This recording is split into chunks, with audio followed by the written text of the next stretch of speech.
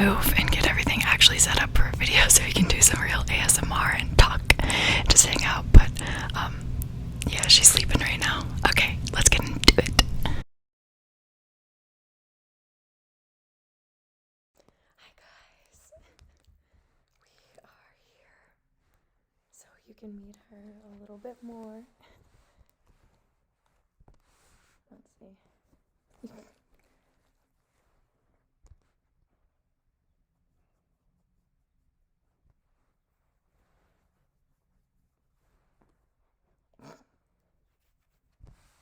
Okay. Alright guys, let me double check my settings. Okay. So, welcome back or to my channel. I know I already did my intro, but I don't know how well the first footage got connected to the audio or anything like that. Since I just hooked it up to my phone so I could film the first part. But yeah, I posted on my community page yesterday. Again, I know I disappeared for a little bit, but this time it was kind of a bit unexpected for me to disappear. I guess I was considering getting a dog for a while, but I hadn't planned on it so soon. I had just kind of started like looking on like Pet Finder, like the Humane Society websites and stuff, like different places to kind of just see what dogs were out there that were up for adoption. So like a big thing for me was like I always get super sad when I think about dogs in like shelters and that sort of thing, which I'm not gonna really go into because I know other people get sad about it too. But I thought it would be finally a good time for me to get my own dog because I could finally, you know, support a dog and finally have a companion. Here I've grown up with dogs my entire life, and I've got a dog still kind of at my parents' house at home, but obviously she's not here with me, and I go back and visit her still. But I do still go back and visit her at my parents' house. I got her when I was 12, so or 11, so she's turning 10 this year. Anyways, finally, now that I'm living on my own,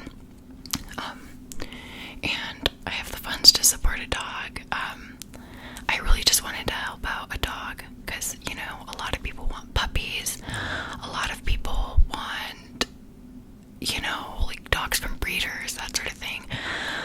So like puppies always get adopted first, and I've always wanted to be able to go to the animal shelter and adopt one of like the senior dogs, just so that they can live out the rest of their life in a home, which that's the part that makes me really sad to start thinking about, so we're gonna move on from that. But you know, I can't support a dog, like a senior dog right now. Like I couldn't take on like those kinds of vet bills and like constant medication if they need it, or you know, and of course I would want to be able to give them the best possible life. So but I went with the next best option, which for me, which was instead of just like adopting a puppy or buying a puppy or like a super young dog that everybody wants, I was kind of looking, I mean, like, of course I still looked at the puppies, but because the puppies do still need homes, but I adopted her. I'm gonna have to edit this part out because I need to move my mic. Okay. I adopted her. I was actually inquiring originally about a different dog, and the other dog I was inquiring about was a little puppy. I mean, she was like 6 months old, so she wasn't like freshly born or anything. So I was pictures. Sorry guys, she looked very cute, and I just kind of wanted to just reach out and ask about her. I mean, that was just because I was in the early stages. Oh, what the heck? Sorry, my hair looks kind of crazy today. It's kind of getting humid out, so it's like a mess. Whoops. Ooh. But anyways, I inquired about a different dog first, and then I started to get kind of concerned because I live in an apartment, and a lot of apartments around me have breed restrictions for dogs. And the more I kind of looked at the dog I had originally inquired about, I was like, oh my god, she looks, because they had said that they had already sent in a DNA test, a dog DNA test for her dog. And I was like, when do you get the results back? Because I was worried, like, they listed her as like a corgi mix or something, but she was looking a lot like a breed that is like a restricted breed. So I was like, I just, it's a lot of anxiety to make a commitment to adopt a dog, but I just got concerned because I was like, what if whatever DNA comes back and she is primarily a breed that's restricted around here? I don't want to have to rehome her. Like, absolutely not. That's the last thing that I would want to be on my mind, is not being able to find a place for us to live. And like, oh my god, like, the dog DNA test is gonna come back, and what if it's a restricted breed, and then I can't have her, and I have to give her up or not have like a stable place to live. So that had really stressed me out. So I asked the lady who I had emailed just to inquire, because we had been talking about it, and or like about the dog, and I was like, do you know when you're gonna get the results back? Like, I just kind of need more info, because like I explained my concerns, and she was like, probably not for a little bit still,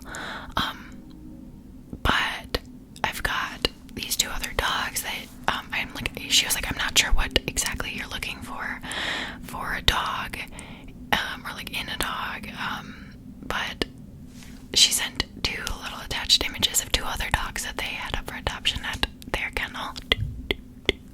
Two dogs. Oh boy. And she was like, they are these really sweet, beautiful pointer mixes, and she was like, you can check them out on their Pet Finder page. I don't know if you saw them before or not, but I was like, I looked up both of them. The other one, which is crazy because I thought that they were related from the pictures, and then later I found out from the lady after we talked that they came from two completely separate places, and the people said that they weren't related as far as they knew, but they looked exactly the same, so I assumed they were related. But I looked at both of them. The other one was a male dog, and he weighed like 70 pounds, and he had heart disease and I think another pre-existing condition that I was like, like, I would love to be able to take this on, but, and like, I'm prepared to take on like other health conditions and like medical bills that come up, but adopting a dog with a pre-existing medical condition like a heart disease, like, that's a lot of cost to just take on immediately, on top of like costs of just getting a dog. And as a college student, I personally felt like I couldn't provide the amount of care that like a different family with like a dual income family or that sort of thing would be able to provide. That spot's really bothering me. So after okay, I'm trying to, like, I'm not good at telling stories, you guys, but, so she sent those pictures, and I looked into it, and I found my sweet girl, Heidi. Let's do some ASMR while I'm going on these tangents. I got this. It was like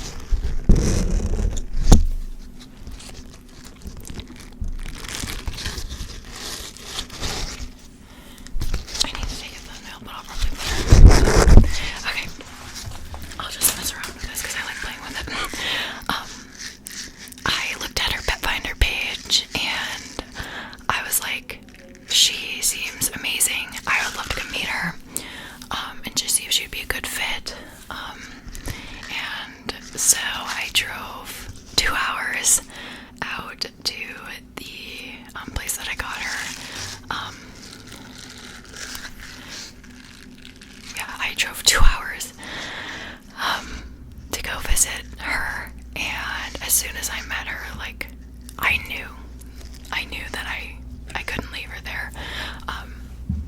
Which, you know, when I was younger, I probably would have said that about every dog, and every dog would have been a perfect match for me, but no, she is a perfect, sweet little puppy. So, her name is Heidi. That's the name that they gave her, at the rescue that she came from. So that is Heidi.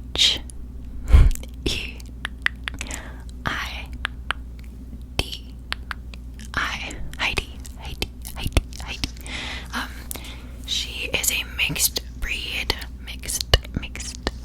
but her breed that she's listed as, like that they listed her as, was a pointer mix. I believe they have her under German pointer. But I also think that she has some border collie in her, and also potentially there's this Portuguese breed that I can't think of the name off the top of my head, but I also think she has some of that in there. I did like a dog scanner app, and that's what they came up with, and I was like, okay, that actually makes a lot of sense. But I think eventually I will get her a dog DNA test to see what she is, what she's got in her. But she did come from a rescue.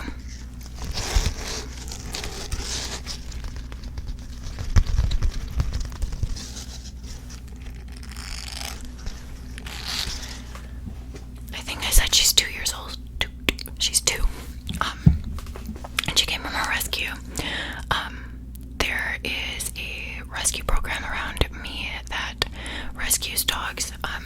They go up to a Native American reservation in northern Minnesota, where they have like a lot of dogs. It's like there's not a lot of like spay neuter programs up there. I mean, I think they've started bringing a lot more up there, but there's like a lot less access to spay and neuter up there.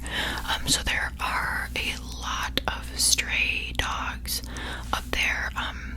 When I went and adopted her, the lady did inform me that they don't know, like a lot of the dogs that come, they don't know where they came from.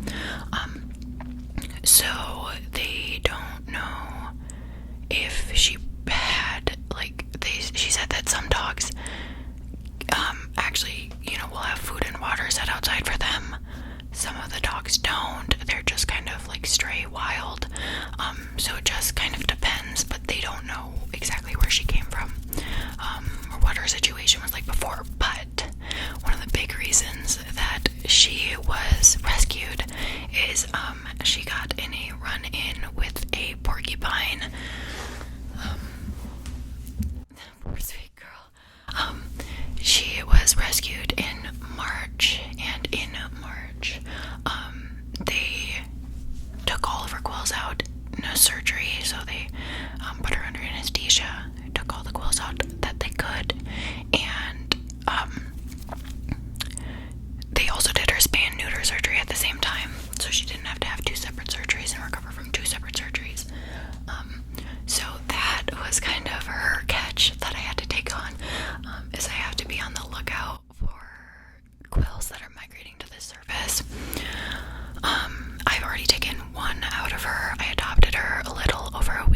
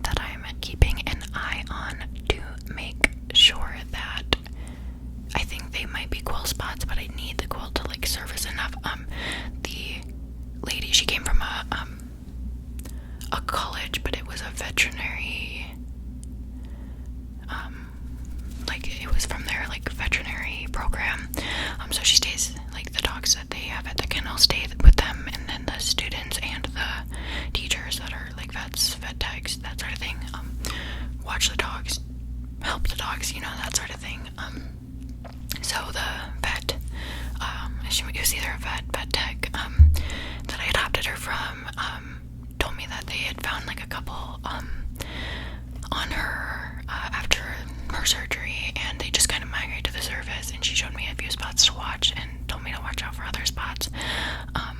And she kind of explained to me how to handle it if one comes up and I gotta take it out. And she was very good when I got the quill out of her. I actually took it out yesterday. It was behind her ear. There's 2 other spots that I'm still watching. There could be more. Maybe they could be the last, who knows, but we just have to keep an eye out. But she is amazing. She's such a great dog. She is the most sweet, gentle dog in the whole world. Like, she really is just the sweetest. All she wants to do is give everybody hugs. So she sits back on her hind legs and puts her arms up so she can hug. And she loves to snuggle. So if you sit on the couch, she will get on the couch and climb onto your lap, or just try and be as close to you as possible. She did come to me potty trained.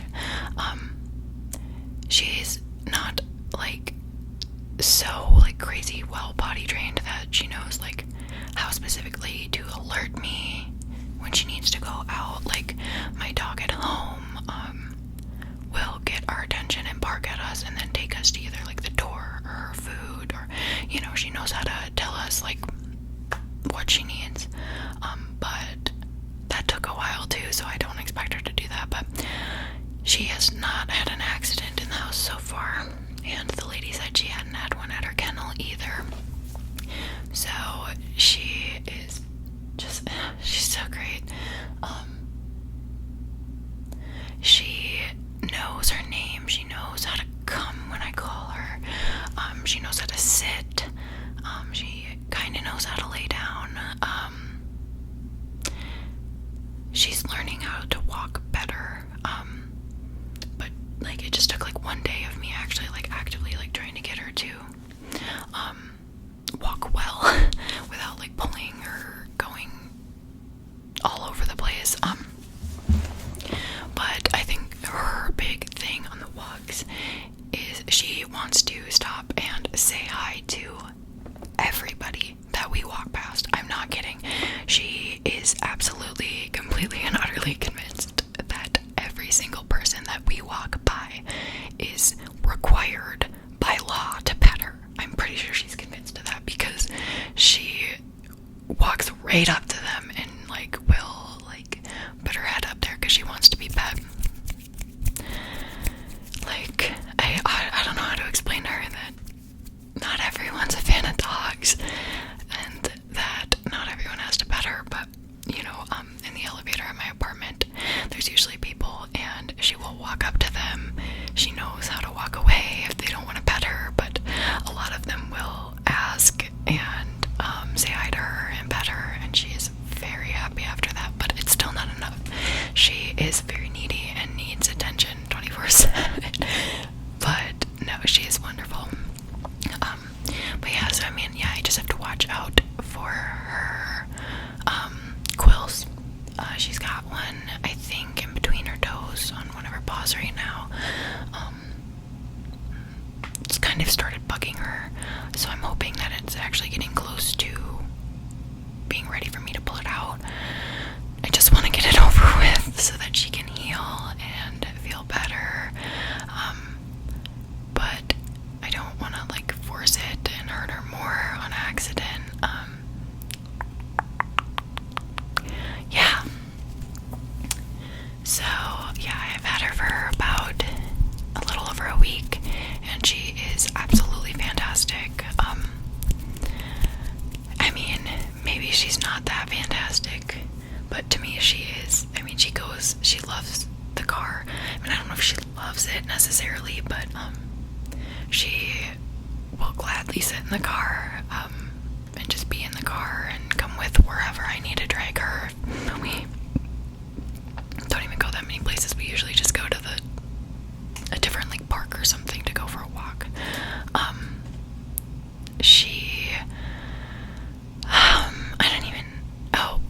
I guess I'm just surprised. I was really hopeful she would like cars, because my dog at my parents' house is like an anxious ball, and she's scared of storms, cars. She throws up in cars. She gets motion sick, I think, and she just gets really anxious.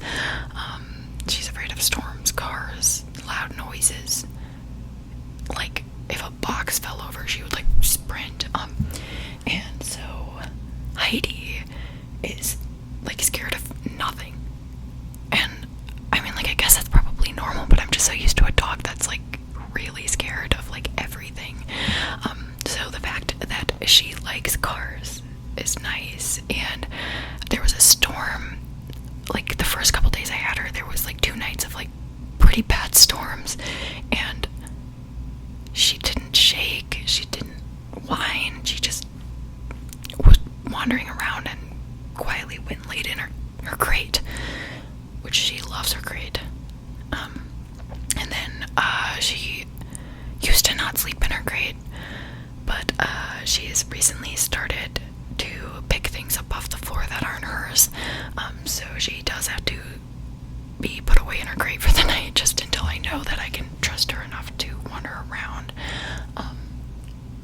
But previously I'd had it set up so she had a pretty wide area, big area, where she could kind of wander around and get cozy wherever she wanted to. And then, unlike my dog at home, she knocked over the giant box and fence gate that I had set up for her so that she couldn't go into the areas she wasn't allowed to be in, and it did not scare her. She just walked right over it, and then when I put it up, she did it again. It was purposeful. She's very smart. A little too smart, because she keeps outsmarting me. But I'm glad that she's not super anxious, and I'm glad that she is comfortable and happy, but just makes it harder to block her in places that I need to keep her in. I mean, I know I could get puppy gates, but she's fine. Like, she's very well behaved. She knows how to leave it. Like, if I tell her leave it, she'll leave it, or if I tell her no, she'll stop. But yes, she is the sweetest thing in the world. She still doesn't love her toys very much. She likes them sometimes, but like barely. At first she wouldn't touch her toys at all, so we're slowly getting used to the toys and hanging out with the toys and playing with the toys. But it took a while to get to this point, so who knows if she'll ever get to the point where she will like carry her toys around all over the place. But yes, she is so sweet, so amazing. Whoops. She's great. She really is. And I'm just so happy that I adopted her. I'm glad that she has a home now, because she really is the perfect dog, and I couldn't imagine her still living a life in a kennel. Yeah, she's a sweetheart, and it makes me sad to think that she ever did have to live in like a kennel and not have a home, but she's here with me now, and I know that she's still got plenty of love at the shelter that I got her from, because they all came out, like all of the students came out to say goodbye to her, and she's really sweet. So I guess I will end this by saying, if you can, donate to your local animal shelter, rescue programs, whatever it may be. If you can adopt a dog, do it. She's moving around in her crate, if you hear that. But yeah, if you have the funds to donate a little to your local animal shelter, local rescue, whatever it may be, to help fund their surgeries, their treatments, their preventative medications, whatever it may be, it would be amazing if you have the funds and you can donate. If you can't, that is completely okay. There are always people that are able and willing to help that will help, so do not feel bad if you don't have the funds or the ability to donate or anything. That's completely okay. And don't take this as everyone go adopt a dog. Having a dog is not for everyone. They're a lot of work. They're a lot of commitment. I have to get up and walk her every single morning, and a couple times a day we have to go outside so she can go to the bathroom. And she needs food every day, and her water bowl needs to get refilled. She needs love, she needs attention, and so do all dogs. So don't take this as everybody go adopt a dog. I've had dogs my whole life, and I really, I knew the commitment it was going to take, but it was a harsh adjustment from being able to live freely to having to worry. Okay, my phone ran out of storage, but thank you guys so much for watching, and